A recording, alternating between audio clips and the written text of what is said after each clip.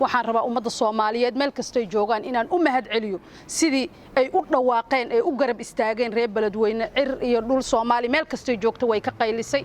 qaybtaas uu ka yahay xisbiga UPD waayo waa dad Soomaaliyeed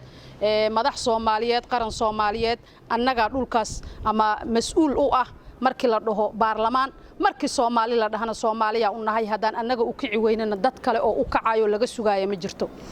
waxaan rabaa marka xisbiga doorkii uu ku talagalay iyo sida uga qaatay inaan ku dhiirigeliyo inaan ugu mahad celiyo inaan dhaho intaan iyo in ka badan ay Beledweyne u baahan tahay iyo meel kasto dhibaatada ka dhacday waxaan rabaa Beledweyne kaliya dhibka uu u badnaa sida hore loo sheegay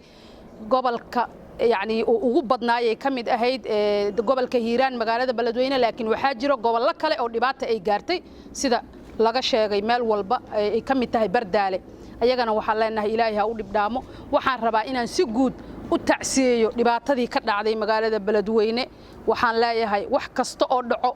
qadar Ilaahay ku dhacaan waana nagu dhici jireen laakiin waxaan rabnaa inaan gacmaha isqabsano si aan uga baxno midaan aan yani qof kasta oo naga mid ah waxa la bariyo kaliya ma ahan dadka iyo shacabka waxa la bariyo waxa jiro wax ka qiimo badan oo ka weyn oo haduu maanta dhan nasiyo sidaan u bariyayno aan waxba ka dhamaanayn mulkigiisana ka naaqusaynin waa Allah subhanahu wa ta'ala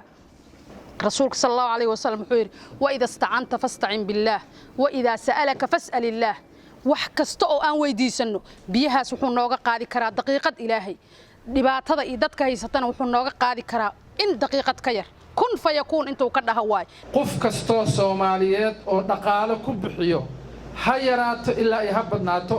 waa wax sadaqa aad u qiimo badan sadaqada waxa waaye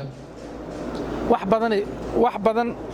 oo dhibaato ah bay ka hor istaagaysaa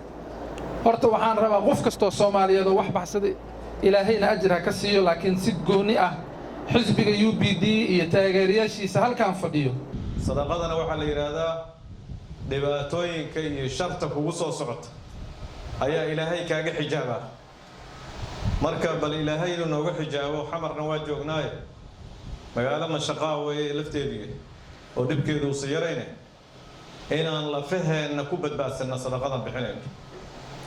oo dadka Soomaaliyeed ee walaalaheena oo kalena aan ugu gurmadno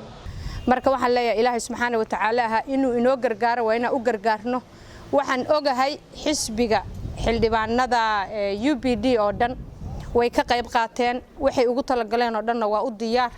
waxaan uga mahad celinayaa gudoomiyaha oo maalmahan oo dhan ku hawlanaa sidii loo aruurin lahaa marka anaga kale waa soo dadaalnay wixiina waa diyaar fatahaadaas waxaan leenahay dadkaas